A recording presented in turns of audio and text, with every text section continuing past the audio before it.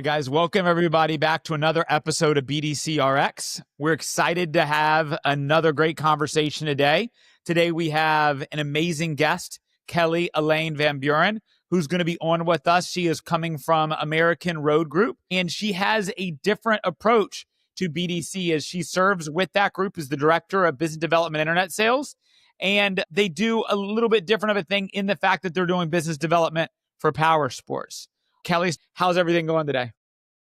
It is going well. It is even better now. I'm happy to be here with both of you. Perfect. Shawn, I didn't get a chance to check on you this morning. How you doing today? Yeah, I'm firing on all cylinders. There seems to be some kind of craze. I don't know if people are getting BDC ready for Q4. I don't know what's going on, but this week has been a week of onboarding and demos and proposals and everything. And now we get to spend some time with Kelly. I get to spend some time with you, Matt. So doing super well. Let's go, baby. Awesome. Yeah, I'd say a good problem to have if you're saying you've got too many customers scheduling up your schedule right now. I didn't say too many. That's true. You did not say that. Nope, you just said busy. That's good. Busy's good. Okay. So Kelly, just to get things started, I gave a quick introduction of you, but I'm sure the introduction I give of you is nothing compared to the one you can give of yourself. If you can kind of give us a little bit of your history and background and kind of, where you are today. Absolutely. So I obviously, as we already mentioned, I work for American Road Group now. I've been in this business for 19 years. I know we said we wouldn't talk about my age, but here we are. I actually started in automotive, but actually on the body shop side. So I was a receptionist secretary, and I did some assistance with appraisals, things like that. Then I got recruited to go and start as a BDC agent in automotive very long time ago while I was in college. We went to school for bioengineering, for nursing, all those fun things. Obviously, that is not, that was a great waste of time and money, but here we are. So I actually was terrible at BDC. So we're clear, I actually almost got fired within my first 6 weeks. And my mentor, Mr. Lou Lopez, actually sat me down and said, hey, either we're going to figure this out or we're going to have to let you go. So I went home, brainstormed. The next day, I called every single customer that had not bought a car in the last 7 months. And long story short, by the end of that month, I actually was the top BDC agent in our department. I won a 65-inch TV that I still have to this very day, now 17 years later. It is green, hideous, but I will not get rid of it. And then we kind of just branched out from there. I found my niche. I perfected my craft. I found my love for training. So as I continued to develop myself and pretty much outgrew my pay plan, as we would tell you, they kind of had me start branching out into making the rest of the department kind of on that similar level, growing into more stores, branching out, things like that with that group at the time. I then actually branched off and went to a different power sports group and helped launch one of the first business development centers for Harley Davidson, and kind of get that rolling, working with the motor company on what follow-ups should look like and that timing and those communications and cadences. Then Ziegler did not, they wanted me back. So we were with that power sports group for a couple of years. I ended up going back to Ziegler. I love that company, those people. So we branched that out even farther. Then I took on some consulting clients. And as soon as I started working with American Road Group, I knew immediately, this was where I'm meant to be. You get the same level of professionalism that you get with automotive, and the same kind of techniques that, but it was a challenge. It's completely different with your delivery, your follow-up, your spread, what you're covering, and, and you get to do what you love the most and have tattoos and whatever, and, not have to wear a suit every day. So that's how I ended up here. They also moved me to Florida from Illinois, so no one would complain about that. And the rest is history. 2 stores, 2 markets. When I first started with American Road Group, we now have 5 states. So a lot of growth, a lot of change, which are my favorite aspects of BDC as a whole. You said they are or not your favorite? Are. So we're on the side of the future. Amen. We're on the side of the future. So the pandemic sped everything up. It definitely sent a lot of the future our way. So really adapting to all of those and learning different ways to be stronger, better, faster, more efficient is huge. And so it's the best part about BDC is that you're always learning, you're always growing. And just when you thought you figured it out, there's something new. You know what? Which brings about an amazing question. Let's just stay here for a second, because like Matt was saying, this is the concept of the show is this raw, authentic conversation. We try as hard as possible to stay away from the surface level stuff, even though it is important. But I mean, come on, we have Kelly Allen on the show right now, so let's get into the weeds. So there's a broad spectrum of people, Kelly, that actually watch this show, from BDC agents, people working in a body shop that might become a BDC agent one day, and all the way up to general managers. So I just want to live here for a second, because you said a lot of stuff right now. I won't obviously hog all the time, because Matt has to shut me up sometimes, but I do have some specific questions. So before we start, I do want to say I'm on my 8th motorcycle. I had two Harleys, and I'm looking at the breakout. So definitely, You haven't gotten one from us yet, so I'm a little offended. But yeah, I hear you. It's coming. I'm on the market to the breakout, right? So we'll talk later. So one of the most important things that I heard you say, well, there was a lot of them. You said you had to learn how to adapt coming out of COVID. Now, a lot of people didn't. So to anybody that's watching, unfortunately, in this, I don't know, in power sports, it's got to be somewhat similar. We're governed from a month-to-month basis. It's not like a Fortune 500 company where we have Q1, Q2, Q3, right? So I'm pretty sure with regards to that aperture, it's about the same. So for the people that kind of went back to the temptation of just how it used to be, what would you say were the top 2 things with regards to your ability to adapt internally? Is it you that adapted? Is it upper management that adapted and then sent it to you? Is it a question of you guys got together? Can you talk to anybody watching this that's looking at you for answers right now? How can they go about either, adapting or bringing it up, or what was the story on that? It's actually a wonderful question, and I'm going to answer it a couple different ways. Please. Number one of the reasons I love working for American Road Group, and I'm very, very fortunate to have owners that trust and believe in their directors and the people that they have leading their teams. So it's a huge deal, because I agree with you 100%. A lot of people did not adapt. However, so one of the way when we're adapting, I don't mean everything switched over to online sales. However, we have to hit all of our customers at what is most convenient for them, or what's going to warrant the largest amount of connections, et cetera. So this is where, when I talk about adapting, it's not just my team. It was also sales, and something we'll get into later is we do all departments, including fixed ops, not just sales. But it was everyone adapting to work better together to serve our customers. So finding ways to identify their pain and pleasure points and focus in on those, to use those to build enough value in the why, and why they need to still come in. So people buy from those they trust. So what am I doing to build enough rapport and to build enough value in getting off your couch, kicking off your slippers, and what does that look like? So in the pandemic, it went completely the other way. Of course, we were working 100% remote. But after that, it was, how do we get that transition back to in the store while doing a hybrid, communication piece with those customers? Because we all know on this call, and every salesperson who's listening, that the best way to serve your customers is, of course, going to be in store. 83% of people buy something other than what they came in on. The way you make the money is you get them in the door. So if you can't build the trust and the rapport, you're never going to get them in the door in the first place. So I love that question. So trust and rapport at the end of the day, and I'm going out on a limb because I shoot from the hip. So you know what? And I welcome all the comments. I do believe in the whole scripting thing, but I'm not married to it. I'm not anchored to it. However, I always fundamentally believe that if you really get good at your craft, developing that trust and developing that loyalty, like you're saying, and you're here for the brand, that now becomes your script, right? Because every single person is different. Everybody's single person's needs are different. The qualifying questions and the answers to their questions believe in the script. So is that something that you've incorporated in your, 13 BDCs? Like, well, it's one centralized, correct?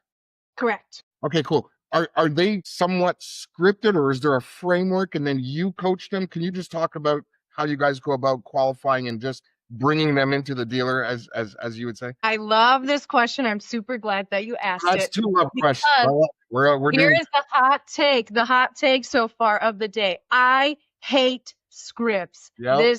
I hate them. So Correct. I like guidelines. I like what we need to get. However, the whole point in how you build rapport, well, number one, if you sound scripted, you've already lost them. So we give them guidelines and we train, and I mean daily, on how to conversationally Hold get on. Just so people who have to rewind that. How many times do you train? every single day. And I don't have a single person in here who hasn't been with me less than 2 years, and we still train on it daily because it's an art. But I need to conversationally pull out information from you without you thinking that I am checking a list.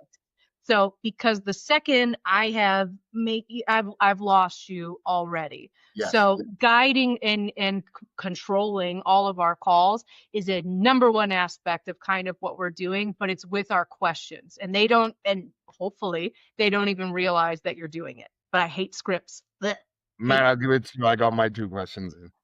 No, I mean, look, we can all agree on the script being something that's maybe important to give a framework, but I think that for me, I always have taught sales in concepts and not in scripts. I believe as well, and I think this is probably undersaid in sales. It's not what you say, it's how you say it, and the delivery of the words are more important than the actual words. I do believe words matter in regards to what we say, but I believe that how you deliver them. I know one of the other things that you've said before, Kelly, is that the controlling of the conversation is also, probably one of the biggest things you like to teach in the overall training. And that's, for me, I would say the biggest differentiator outside of mindset that I've seen successful BDC reps is the ability for them to get into a conversation and then dictate and control where it's going and where it doesn't go in those cases. Talk to me about how you train that process around how to, own a call and kind of control where it goes and not. Right.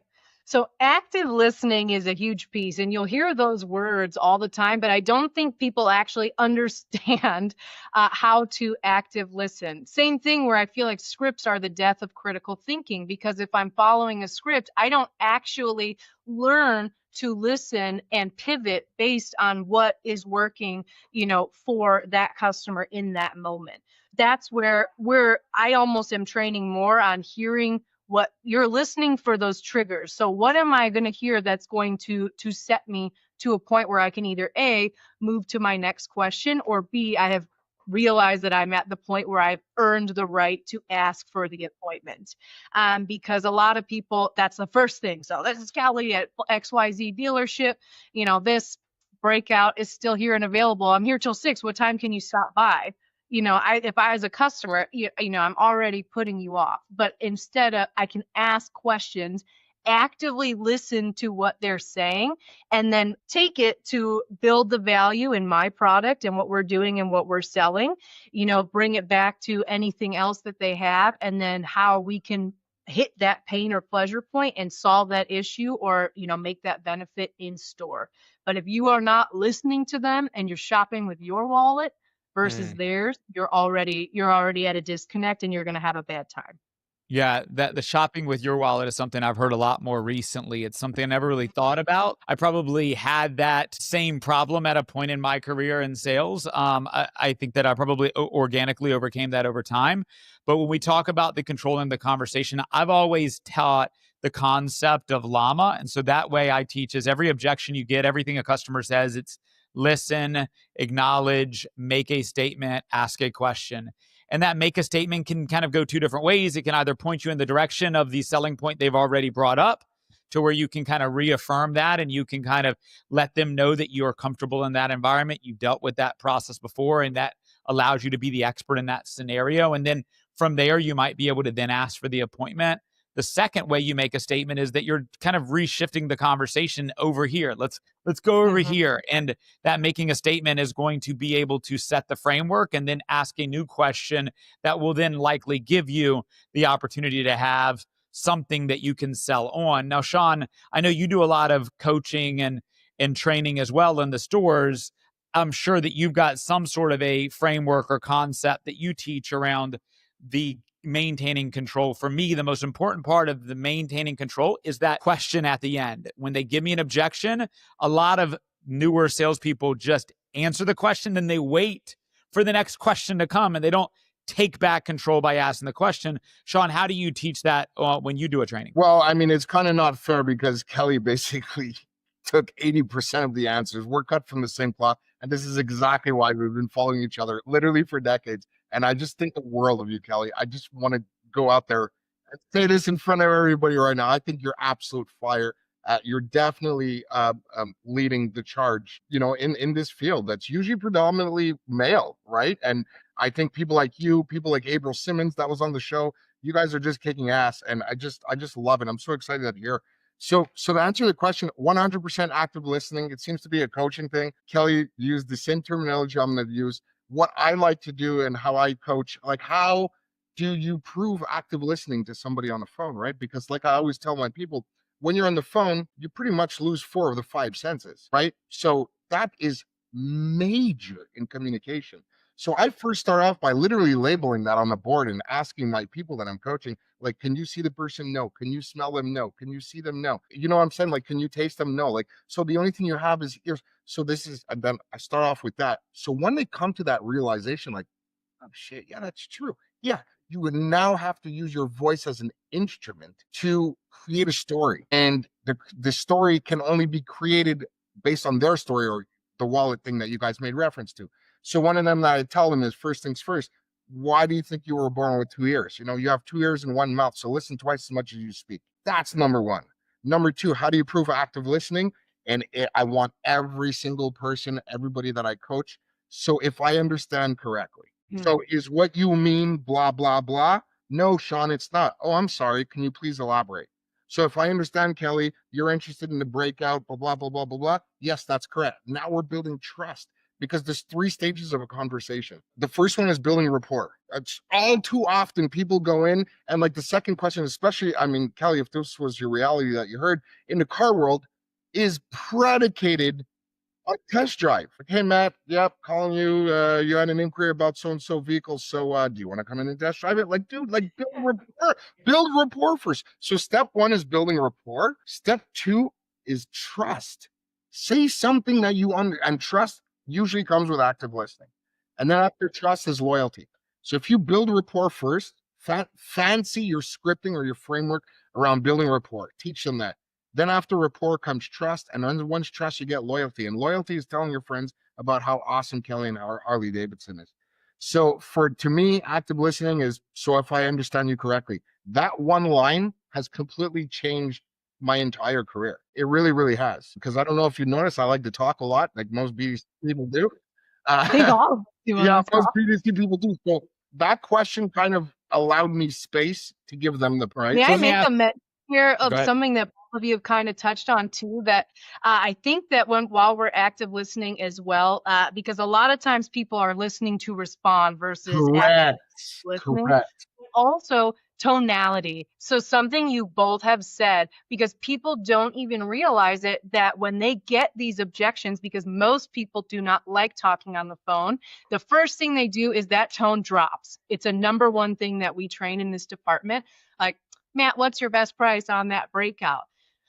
Well, and like it's that, well, and like so, but as a customer, subconsciously I'm recognizing that. So it's also subconsciously now, as soon as your tone drops, I'm thinking you're lying. So versus the opposite, which is a number one piece that we train to, like I am going to meet adversity with excitement, because not only your tonality sets the tone literally for the call. So automotive, it's transactional. You need it. They're just looking for best price. In power sports, it's not. This is a luxury.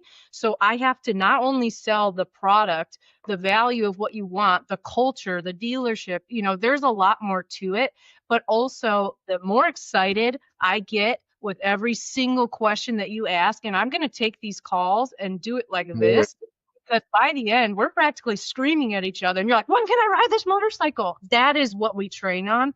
that is what we're going for. So when we're doing these active lists, it's so much, and it's one of the hardest aspects of training that we do because it's so natural, when it's something you just don't want to answer, to drop that tone and, and kind of start fumbling. So to meet that adversity with excitement is something that it has to be trained. It is not natural, that I think is huge for something like this as well. Well, I think a couple things else that come to my head as you mentioned that, which is like, I think the most attractive thing about any salesperson is confidence. I think that is an evident thing, is when you're confident about a topic, you can talk about it. I think enthusiasm is also that if you can't get excited about what you're selling, how would you expect your customer to get excited? And then I also think of the authority. I mean, you need to be able to present yourself as an authority on that topic. If they give you an objection, you have to think to yourself, why does my tone drop? It's because I'm not confident about that objection. I'm not confident in that answer. And why would you not be confident in that? I mean, guys, you guys have been doing BDC far longer than I have, but I've been doing sales for a long time. There's typically like 5 to 10 objections you'll ever hear in any sales role, in any environment. And if you're not trained, if you're not prepared for every common objection they give you, it's just, they can ask you the same objection 5 different ways, but it's the same objection, right? And so being prepared, and I love the idea that you said that you guys do coaching and training on it every single day. What does that look like for you, Kelly? Because I come from a world where when I first started selling, we used to show up to an office every day and we'd go into a retail store and we'd sell direct TV into these retail stores. Don't say the beach ball or I'll die in my chair, but keep going. No, we didn't do that, but we had a whiteboard on every single wall in that office. And what we would do is we'd do breakout pitches every day for an hour. Every single day we would do breakout pitches. And we got so comfortable with saying our pitch, so comfortable with handling our objections, so comfortable with going through those words that if a customer gave it to us, it's almost like we're like, ha, ha, ha, I've been waiting for you to say that, because it's walking them down the path. So Kelly Ann, in your environment, running a remote BD or running an in-house BDC the way you do for one location for all of your, you said 5 different states, and I think you said 13 stores. How do you do that daily training? How does that look? Well, first and foremost, people are calling you because they're expecting you to be the expert. So be the expert, number one. Number two, when it comes to training, and this is where I laugh about the beach ball and things like that, but Matt, you hit on such a huge point, because the whole reason that we do this all day, every day, and you get the humbles and the grumbles, but that's exactly it. When you get it to be second nature, where it does not matter what you say to me, I'm there, immediately. My rebuttals, I won't even skip a beat. And so it doesn't matter how the customers come at you. That's what's going to be. There also really is only about 5 to 10 different objections that you will see, but there's about 5 billion different ways that you can answer all of them. So just constantly, training that is just the absolute biggest piece. So we do something similar. For those of you that don't know what the beach ball is, please don't do this, but you would write an objection on a beach ball and you'd throw it at someone, they'd catch it, and you'd have to role play. That's what that is. We do not do that, but I have. We do role plays in store as well, but I will pull calls. So I have recorded calls and we will listen to them together and do our peer review, what we did well, what we could have done better, how we could have asked this sooner to get here faster, things like that, because I love efficiency. So we're always getting more efficient and stronger. So Kelly, in Florida, you do the beach balls. Up in Canada, they do snowballs. So they actually write it on the snowball and they throw it to each other. It's a whole thing. That sounds way better. I like that. Tim Hortons coffee.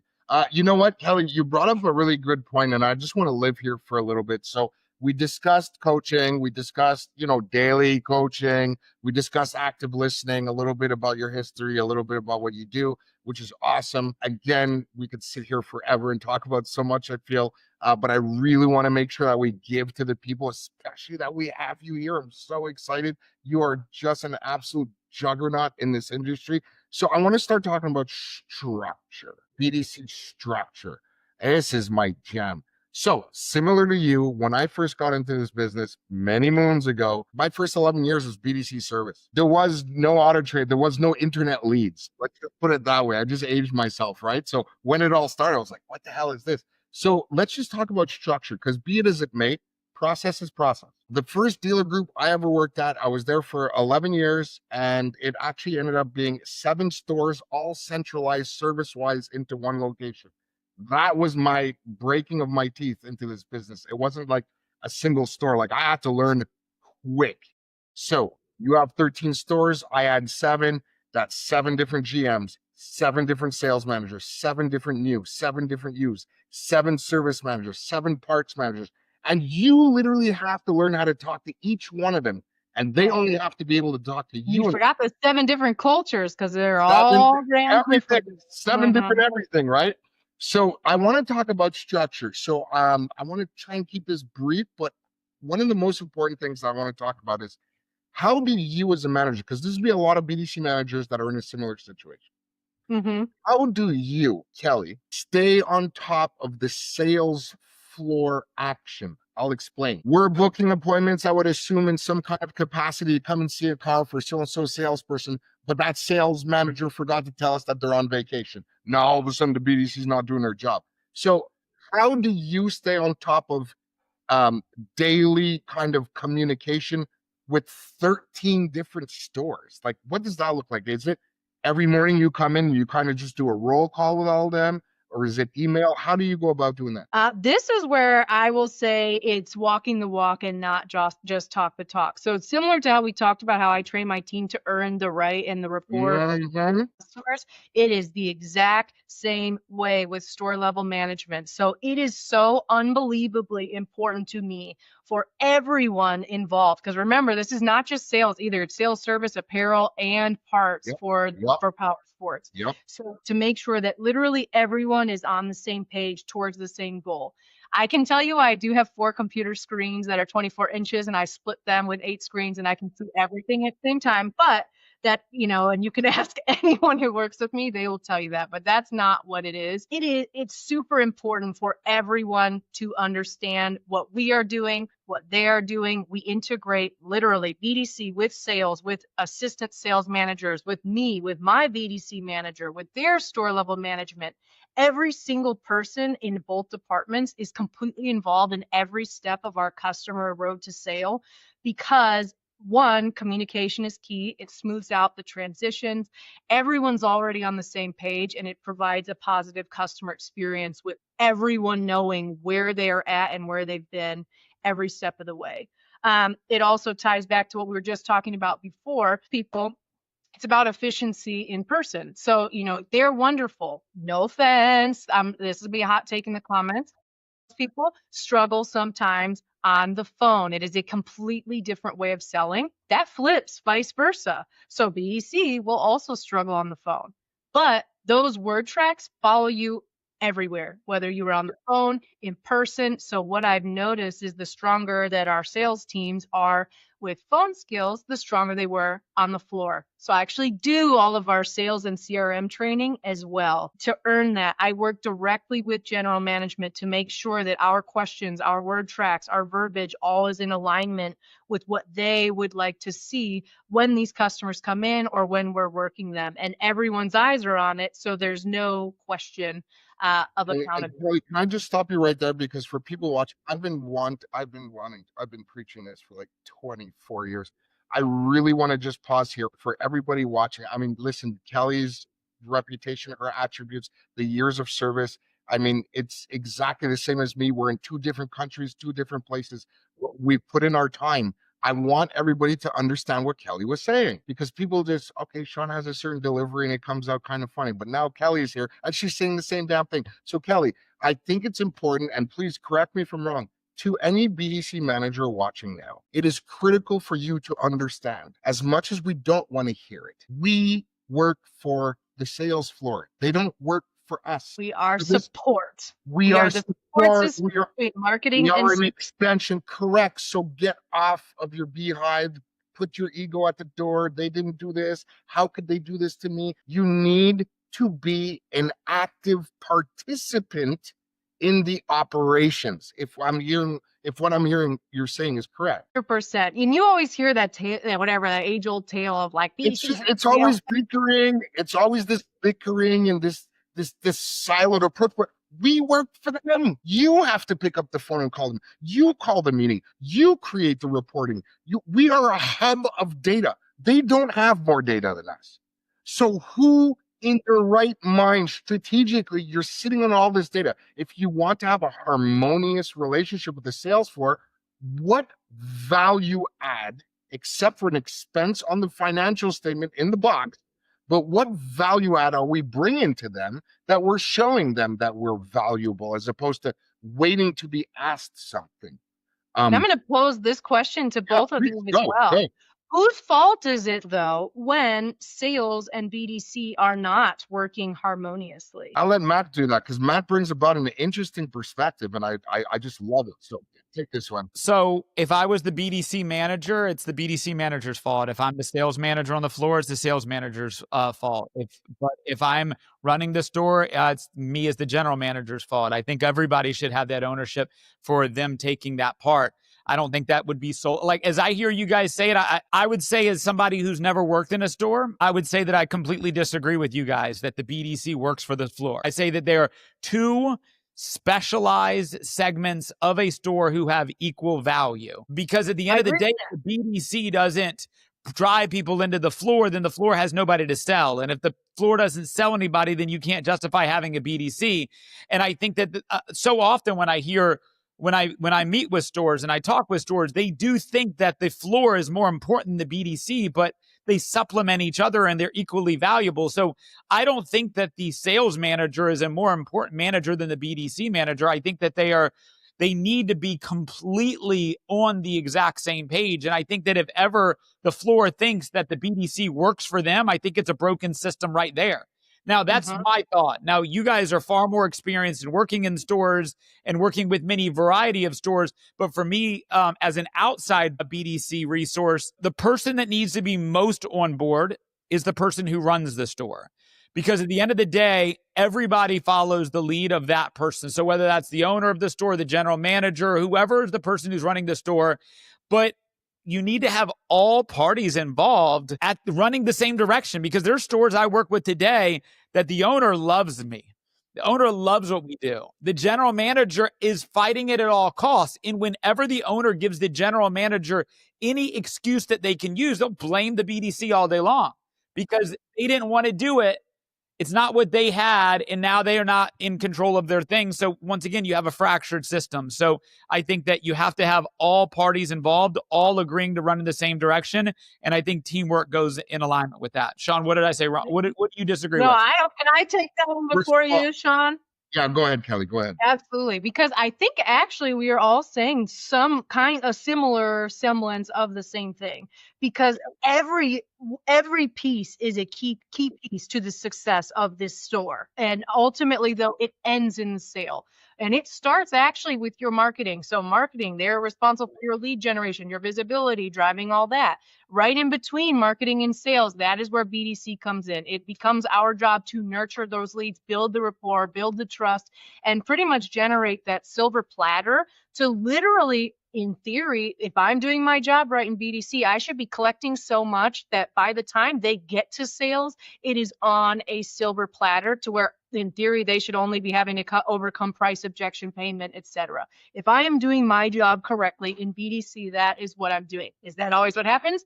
No, that's where the disconnect comes in. However, it is super important. And then it becomes sales to obviously do the actual conversion and transaction piece of it.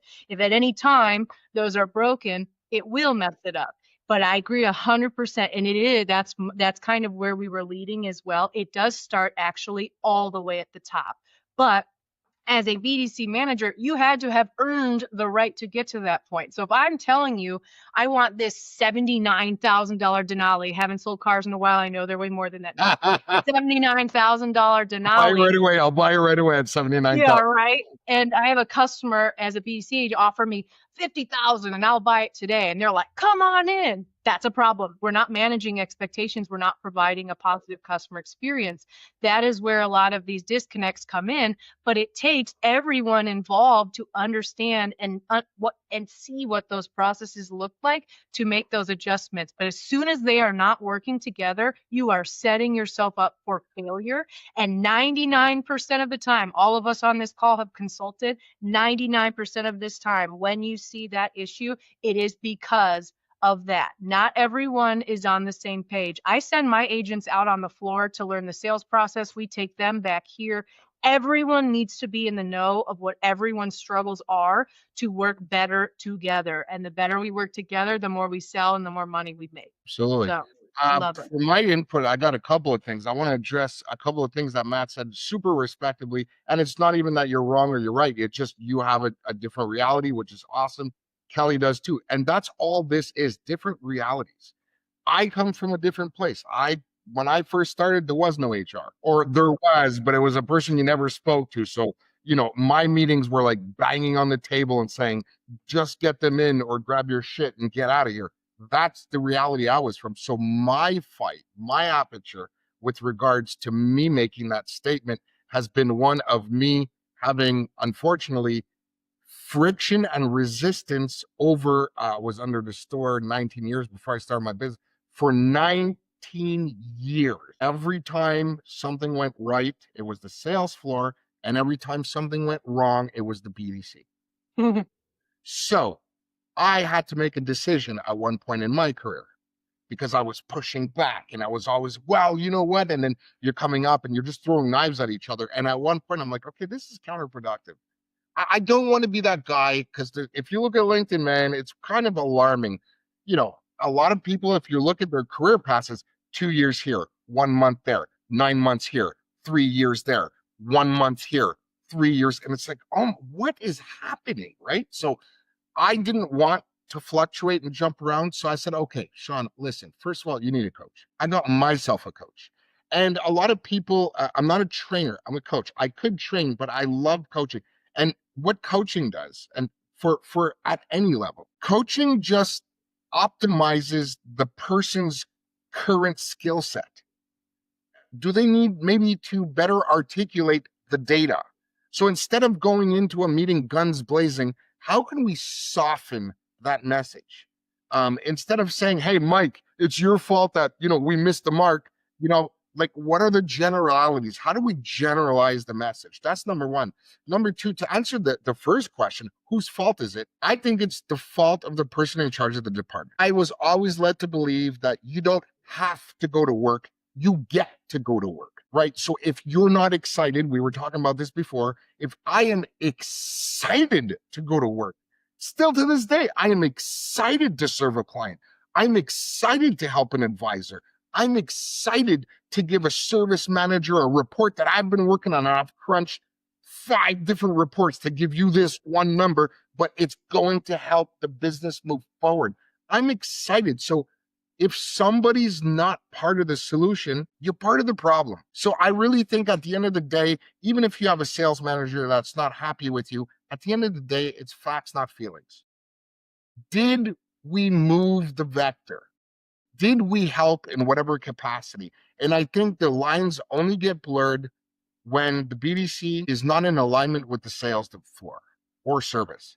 The BDC can't be all things to all people. What are we truly responsible for? There's a hybrid approach that they do, the leads from start to finish and they sell. Well, then your performance pay plan should reflect that. If you have a BDC, like you said, Kelly, that's responsible for building relationships, putting it on a silver platter, and then handing it over, well, then we're responsible for the relationship. So don't base it on a sales. So I think unblurring the lines is probably the most critical aspect to any ecosystem because they'll all get different. And last thing, if you look at really the journey of a BDC, why was it even created? It was created because the salespeople just didn't call back the leads or didn't call them back as much as they should, et cetera, or they did a really bad job on the phone. I get it. Then the BDC is created. This goes on for about 10, 15 years before there's another explosion. What's the explosion? My BDC is no good, so let's start outsourcing it. So now there's a whole bunch of outsourced businesses that are popping up, et cetera, et cetera. And now what's happening? Now it's AI. So now it's the sales floor is no good. Internal BDC is good, no good. Outsourced BDCs are no good. Let's just get a machine to do it, right?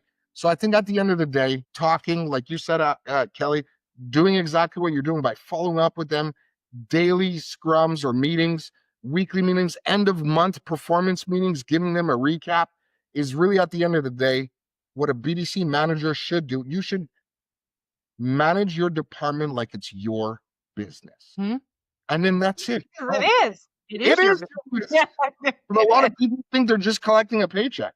So in Mm. my coaching, I teach them taking ownership. Just take ownership. Your baby. And at the end of the day, we won't make everybody happy. As long as you have integrity and you're moving the needle, that's what we're here to do. Well, then everything else comes out in the wash. Amen. So let me ask this question. I actually want to go back to where we started. Your first statement you talked about. I think it'll be very interesting for a lot of our listeners and probably a lot of my employees and probably even yours. You first started BDC. You did it for 6 weeks. You were not any good. Your mentor, you said, your boss, told you, hey, we got to figure this thing out or we got to go a different direction. I get the impression based off of how you explain that it wasn't a skill set change. It was a mindset change that got a different result. Mm-hmm. Talk a little bit about that in regards to what switched. What was the conscious decision that you made in your mind to get that? And then how did all of a sudden you go from a person whose job was in jeopardy to winning the employee of the month, as you said? Amen. Let's talk the 3 Ps. The 3 Ps are something that cannot be taught, which is personality, punctuality, oh my gosh, and perseverance. So I am very competitive. When you are in sales, BDC is an aspect of sales. If you are not competitive, you are not in the right place. So sorry, hot take number 730. But when it comes to I don't like to lose. So obviously I came from something very different. Sorry, Jerry, if you're watching, mom and pop shop, at a body shop. I loved it. It was a very different pace, different environment, etc. Being thrown into BDC, something that I had never done before, it was overwhelming. I also did not come in with any sort of customer base in any way with a large volume store already at that time, doing over 400 units a month. So there, I just was not, I had no customers built up. We had very high call expectations that I couldn't meet. And, I would panic on the phone. Super funny story. One time I literally was on the phone with a customer and my trainer was sitting next to me and he asked, I can't remember what the question was now, but it was something that wasn't even that hard. And I just panicked and handed the phone to my trainer. I was like, I can't do this.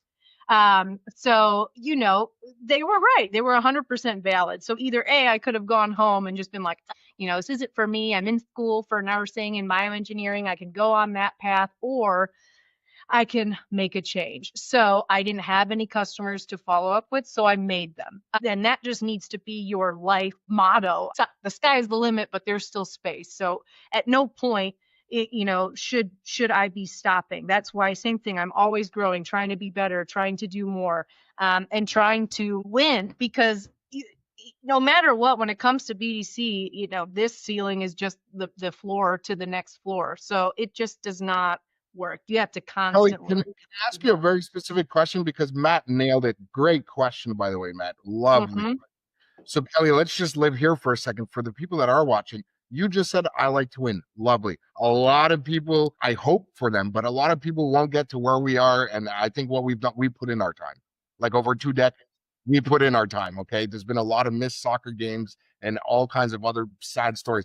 But for the people watching that are sitting in a seat all day, they don't have the title manager. They're not a team leader. They just got hired. Maybe in their mind, they're like, oh, what kind of mistake did I make? What am I doing here, etc. What does winning for the agent look like? What can they put in their mind on a day? What is the daily accomplishment? What is a good day for an agent for you? Like what should they think about? They can't make decisions. They can't just get up and leave. They can't have a 3-hour lunch. What should a regular, I hate to use the term, but what should a regular agent focus on in a day? What's a win? Love this question so much. And I'm actually going to say something that I've never in any interview actually mentioned before. First, the exclusive. We're getting the exclusive. We're getting the exclusive. And this is important because I have never been praised actually at any point in time. So a win for an agent is, Yes. what did you learn today? You should, as an agent, when we talked about perfecting your craft and owning your craft and making it your baby, you should know every single aspect inside and out. You should be listening or even listening or rethinking, I guess you could say, past communications, past conversations, what worked, what didn't.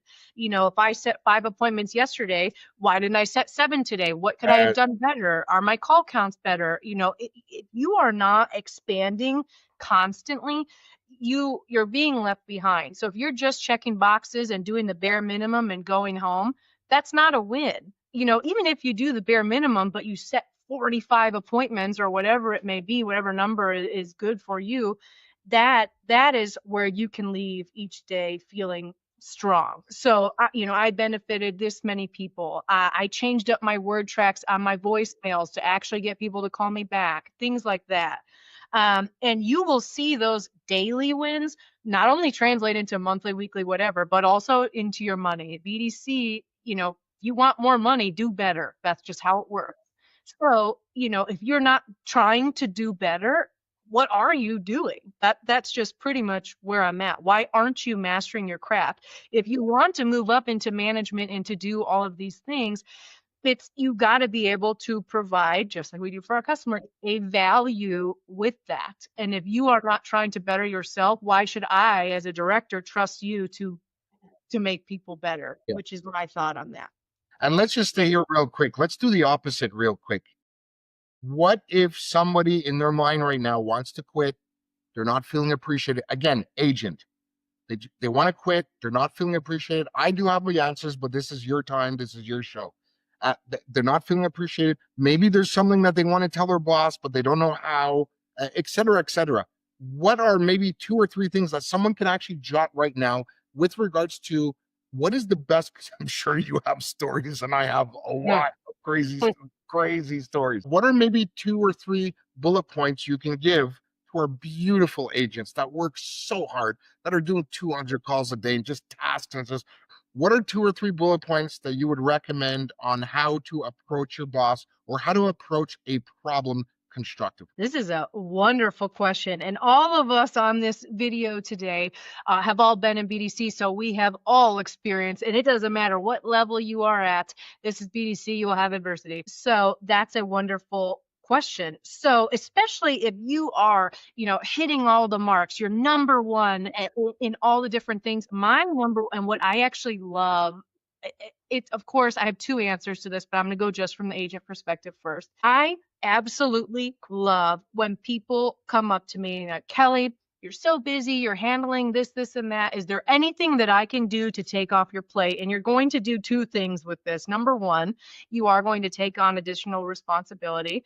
But number 2, you are also showing your dedication and your interest in growth in the department, in the success. And you tell your manager something without outright asking for it or coming off as combative or anything like that. Plus, as leaders on this call, when we, if I haven't delegated it out already, like if I have something someone can help me with, like, that's the best. And this is for all aspects of jobs. If you are doing something to make your manager's life easier, you are doing something right. When you're making it harder, you are setting yourself up for failure. But that would be my approach for that, because unfortunately, the reality is if I just come to you and say, hey, Shawn, hey, Matt, I feel like I'm giving everything to you. I'm just number one. You're not giving me anything, whatever. Just like with our customers, you are putting that person on the defense, and you are not going to get the response that you think you're going to get. Exactly. If you're coming at someone with a negative approach, you're going to get a negative response versus a completely opposite approach. Great answer. Let me give a little advice on my opinion on this. And so just to give you an idea, I mean, my business on the surface to you guys, my business is a outsourced BDC. I also run a sales organization that we provide staffing in sales environments that come from more of a vendor space than I do inside the dealership space. And I've got over 75 employees that work for me as a whole. And the whole foundation of our mission statement is to develop future leaders inside of our organization. In the past little over a year, we've developed over 12 people from an entry-level position into a leadership role. And I think that what I would always advise any of my new people to come in is, first off, understand what you want to be and be be unrelenting about that. What I Mhm. would tell any employee from the day they're hired, the day they do an interview, lay out to their leader what they want to accomplish in this role, and to be unapologetic about that. Say, Right. this is my goal. This is what I want to be. I'm willing to do what it takes to be able to be there. I need you to coach me and mentor me to be able to show you and the people in this organization what I can show you to be able to be what I want to be. And that's up to you to first have the idea. And I would take it one step further, Kelly. If one of my people who said that they want to be a leader and came to me and said, Matt, what can I take off your plate? I'd be like, you're not thinking. You're asking, but you're not thinking. Why don't you go find the things that need to be taken off the plate and come to me with a solution on why you should take these off my plate and how you should do it?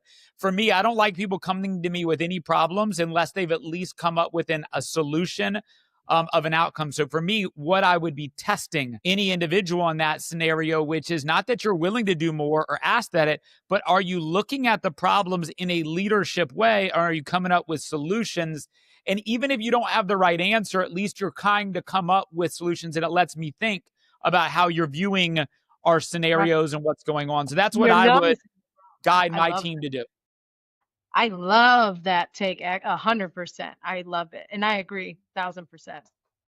Love. Shawn, I'm gonna switch back to one more thing because I love it when you and I disagree on stuff. And you had made a statement earlier, and I think that as I ask this question, we won't disagree. But you said that this industry is a predominantly male industry, and I agree with you. But I also would say that the BDC role, I would say almost every great BDC person is female. So I'd ask Kelly, why? I have an opinion on it. Shawn, I want to hear your opinion. But Kelly, why do you think women are so much more effective at BDC reps Mhm. than men are in general? I'm so excited. This question makes me very excited. You putting me I'm on not even we're kidding. gonna get a lot of hate mail on my answer, but go ahead, Kelly. Oh, well, I just had this conversation literally yesterday. And this, of course, so sorry to everyone listening. This has nothing, this is just statistics and numbers and whatever. So allegedly. Comments of everybody on The the show. general statement. It's not speaking to you, man.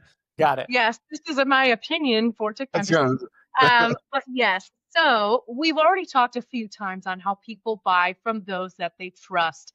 Unfortunately, for everyone watching, women stereotypically have a softer touch, softer approach that makes them more trustworthy. Also, people are less likely to assault, we will use that word, to go crazy on women compared to men. And also, for some reason, and this is psychology, whatever you want to say, for some reason, I'm trying to think of the best way to word this. People expect men to be more in charge, so they can get them the numbers. They'll be a lot more direct. I don't know what the actual science is behind that, but that is what I've noticed. I do have male agents. I do have female agents. I will tell you, 9 out of 10 times, I don't know, 9.5 out of 10 times, the female agents do have a better luck, I guess you could say, as a BDC agent than the male agents. Pretty much they just get yelled at and bang rolled and what's the price and blah, blah, blah, blah, whereas women are able to talk them down a little bit more. And so they don't think, and you'll have sales-minded women, but they don't think you are there taking every last penny out of their pocket as a woman that they do a man, unfortunately, for men. For me, it's a double. Being in this for a long time, listen, I've managed. It's probably got to be thousands of people at this point over 23 years. What I've seen, and this is for me and what I've seen firsthand. It's not science. It's not nothing. It's what I've seen firsthand. Great question, by the way, Matt. Over on the sales side, 100% women are predominantly the better performers. Why? From what I've seen, higher empathy, and they're really great storytellers. It's true, though. It really is true, right? So high in empathy, really good storytellers, and it's also the relationship towards men and women. You know, we want to be coddled a little bit, and the minute you hear that woman voice, it just brings everything down a notch. However, unfortunately, over on the service side, now when you're talking about mechanics and why is there a check engine on, and Kelly's trying to legitimately explain to them how a check engine is on, even after 20 years, they're just going to go right through her and say, you're a woman, what do you know about mechanics? Fortunately, that's been the reality that I've been exposed to. I don't know if you've seen that, Kelly, or you would agree, but over in the sales side, 100% empathy, great storytellers. Over in the service side, men tend to do better. It's not me, but unfortunately, there's still that negative stigma associated from mechanics with women fixing things, which I think you guys can actually do 100%. That 1000% does, especially in service, because I did automotive sales and service. Yes, 100%. You can be the smartest, biggest expert ever at mechanics, and you've already lost. You're already lost.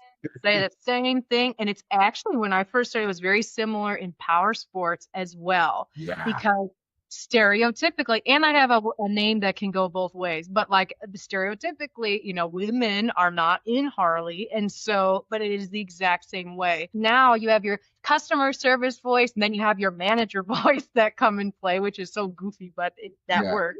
But it happens more often than not. But I will tell you, we've been able to overcome that in power sports. Still in service, we actually still struggle with that to this day. It's apparently at the end of the day, and I'll let you answer, Matt, but what I love at the end of the day, and Kelly, you've nailed it. You've said it, I don't know how many times, and I hope everybody's been listening. I've been saying it for 20 years. It all comes down to, when you're a BDC manager, the daily coaching. It is your responsibility to take care of the people in your care by pushing it down, as Ed Roberts would say, one of the greatest leaders in our industry. Push it down, give them the information, let them how to overcome objections. When I'm coaching right now, oddly enough, I'm in Moline, Illinois. I've one of my biggest clients. Yeah, I'll be there in a couple of weeks. John Deere territory.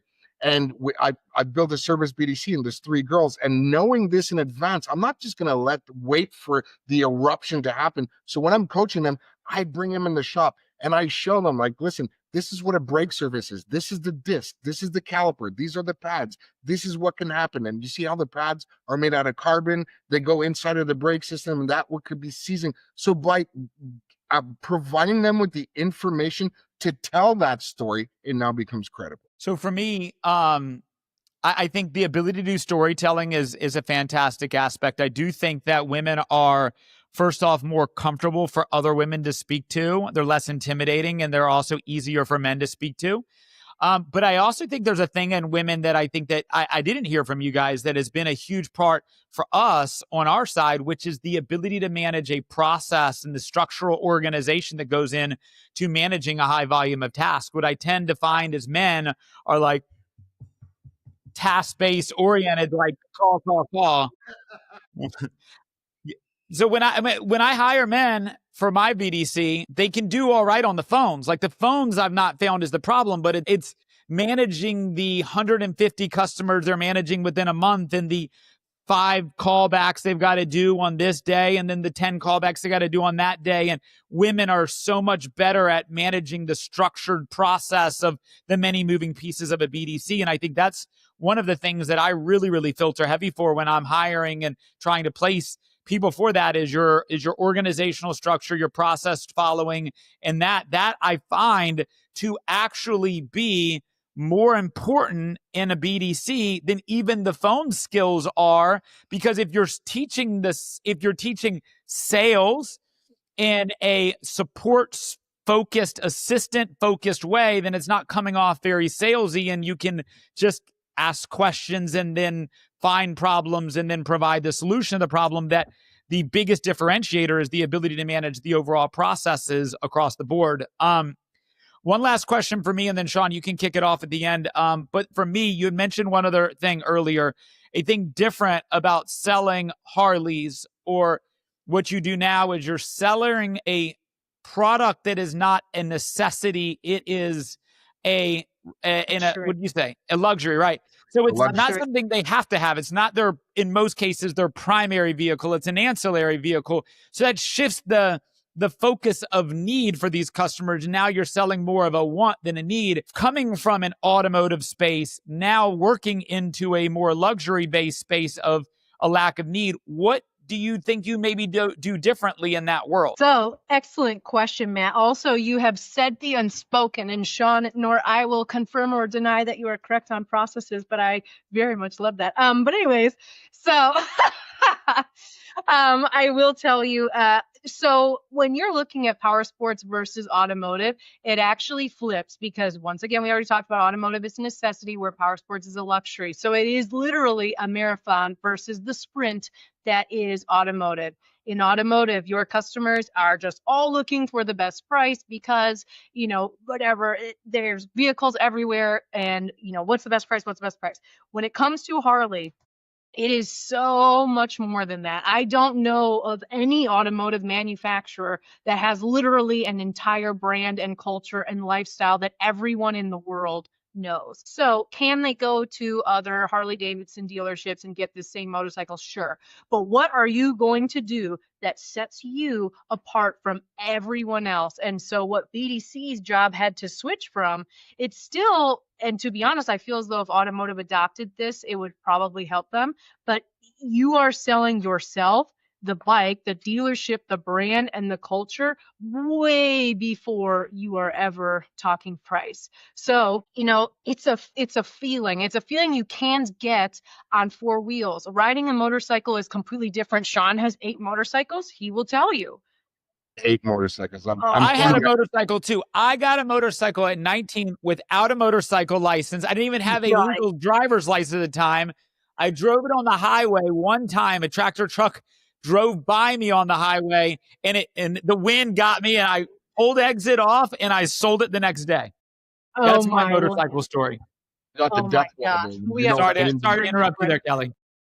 You're fine. But it's a whole different experience. And so, and the right bike, or excuse me, the right price on the wrong bike is still the wrong bike because a lot of people even will be like, I'm 6'5". What bike do you think I should get? Well, are you 6'5" of torso, or are you all legs, or do you have giant long arms, or are they short arms? Like every single person's preference is going to be different. So that's where I can tell you all the bikes that we have, but I think we can put you on Fords or whatever. But then if you have this 50-foot torso and these little baby legs, then how, it's still not going to be the right bike for you. So what are you going to say and do to that customer to build enough value to get? But it is completely different. Same jam, we have events. So automotive, you might have those weird events, but I mean like the events are the culture of your dealership. How much fun, like what kind of party can you throw? Our customers are ride or die. Like I have people that will still drive here 5 hours for a 5K service. So what are you doing to literally build that brand and that culture and that lifestyle in their mind? And so it's a whole lot more. It's always about price, but it's not about price. So you need to figure out the ways to answer their question without answering it to the point where they don't need to come in. Which is similar to automotive, but you don't have anywhere near as many objections or ways to overcome that as that. But it's way more culture based, and your drip campaign or your cadence for follow up is a lot more spread out. The line between over communicating and under communicating is so fine that you can jump it very easily. So you have to actually read your customers and figure out things like that. Just like professionalism in automotive, you had to be super straight-laced and professional. You have to dance that line as well, because if you sound like a car salesman, you are going to get MF'd up and down the street, and you don't want that either. So it's completely different, but also the same. I don't know how else to explain that in the best way. I got you. I'll just support Kelly real quick because I've never sold, but I've owned Harleys and stuff. So not anymore, but I understand the culture and all that stuff. So at the end of the day, to anybody watching, yes, of course, we draw the line. But at the end of the day, the similarities that Kelly was talking about, please, Kelly, I don't want to speak for you, but correct me if I'm wrong. We're selling a dream. Mm-hmm. We're selling a dream. We actually put dreams in driveways, not the auto saying. I just said it, and I come from the car space. It's a mentality, right? So, you might be dealing with that retired 60-year-old person that Harley's just been in his family forever, and he's been waiting till he retired to get this, and I'm going to drive for the next 3 years across the states and, I visit each state. You're selling a dream. So and I mean, Matt, you've heard me say this. I kill this all the time. That's why when you're coaching your people, whether in the car space or in Harley Davidson or selling shoes, creating emotional deposits is the key. It is and will always be the key, because it's not a transaction. That single mother, that single father that just maybe got divorced and lost everything and has been working their ass off, 3 jobs, that all they could afford is that used Corolla. That is the dream. That person that walks into Harley Davidson, just like me, and, is looking at one of these bikes and is just like, man, I really want the Sportster, or I really want that 883, or I really want that Night Rod, or what have you. Like, that is the dream. So at the end of the day, what I would say to anybody, and this is practical advice, and then I'm gonna land my plane. But when we were talking about scripting before, it is critically important. I call it the 3-3-3 technique, and I recommend this to anybody. The rebuttals become the script, but inside of your script, you have to have these 9 things in your pockets. In this particular case, Kelly, I'm giving you this one. I know. I'm like, keep going. 3 reasons to buy a Harley. If you work at a Toyota store, give me 3 reasons to buy a Toyota. Give me 3 reasons to buy these shoes. Give me 3 reasons to buy an iPhone. Give me 3 reasons to buy this product. The second 3, give me 3 reasons to buy from you. Why would I do business with you? Give me 3 reasons. And then the last one has got to be something outside of transactional, because they're emotions. 3 grassroots or accomplishments of your dealer. Hey, did you know that last year we won the Dealer Excellence Award for customer service the last 5 years running? Like, you're not just buying a product, Kelly, you're actually buying a service, blah, blah, blah. Hey, did you know that 10% of the purchase of this Harley is going to go towards the local soccer club or a community center? Just people like to be a part of things. And I call that the 3-3-3 technique. So 3 reasons to buy a Harley, 3 reasons to buy from you, and 3 kind of grassroots or accomplishments of the dealer in question. And I think factoring that inside of a framework, like we said, boom, that's the money shot right there. Right. And think of it this way: when you're trading a car or whatever compared to a Harley Davidson, when have you guys ever in the automotive industry asked someone like Shawn, you're trading this 2012 Corolla, what is the number one story that you want me to tell the next person who would be interested in buying this?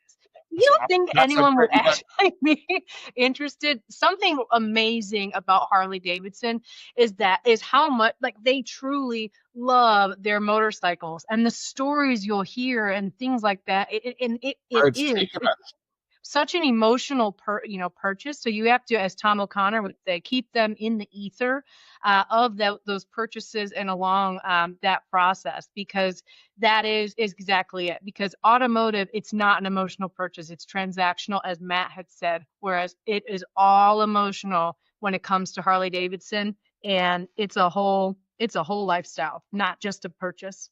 Well, Kelly, we can certainly sit here. I could talk to you for another hour. Believe me. I think, Matt, maybe I'm going to put her name into the basket of bringing her back a second time. We're out of time. It's been absolutely amazing. Kelly, before we leave, what are maybe 1 or 2 things that you want to tell BDC managers, since you are one? Your story is amazing. To anybody that doesn't know Kelly, we're going to provide you her contact information. Connect with her on LinkedIn, connect with her, send her DMs, ask her. She is an encyclopedia of information. In your career, to me, I am absolutely I'm a fan.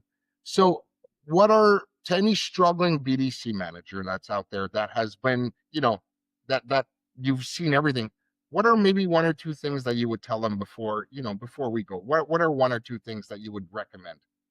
Absolutely.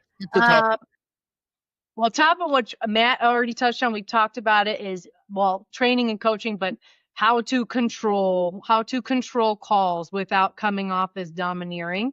But my number 1 thing, which I've touched on now many times, is building value and earning the right. You should not be asking for what you want until you have given the customer the value in what they want. That includes voicemails, So if I'm just calling, hi, this is Kelly at XYZ dealership, call me back at blah, blah, blah. Why should I call you back? What are you doing to get someone to pick up their phone and call you, to get off their couch and come in?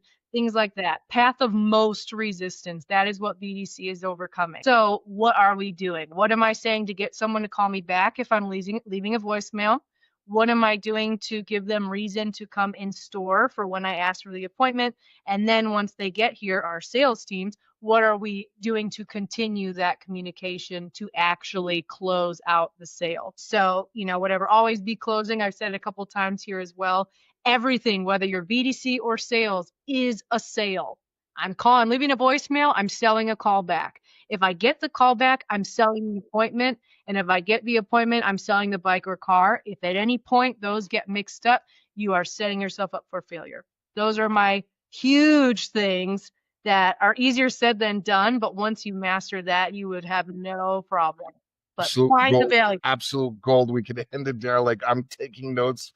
I already have like 2 pages. I'll send you my invoice after this. I also have a bunch of notes. Listen, Kelly, for a lot of people that weren't on with us at the beginning, I mean, we've been following each other like 10 plus years. We've never actually spoken, but we've sent messages on LinkedIn. It was an absolute honor, honestly, to sit with you for the last hour and a bit. It's been over a decade in the making. I just want to thank you so much. I'm a big fan.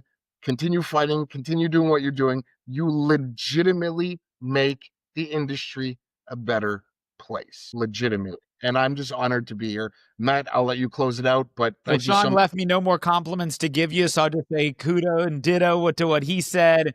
Look, I learned a lot. I learned a lot today. I was excited about this conversation. It definitely didn't fail. For all of you guys that are watching, what I'd ask is continue to engage with the content, engage with Kelly's content, Shawn's content, mine. Share the podcast, share the clips, like, comment. The more people we can get this in front of, the more people we have an opportunity to help. And I know one thing that Shawn, myself, and I've learned that Kelly cares about is just helping. So wherever we can help, don't hesitate to reach out. And until then, we'll see you guys next time. Amen.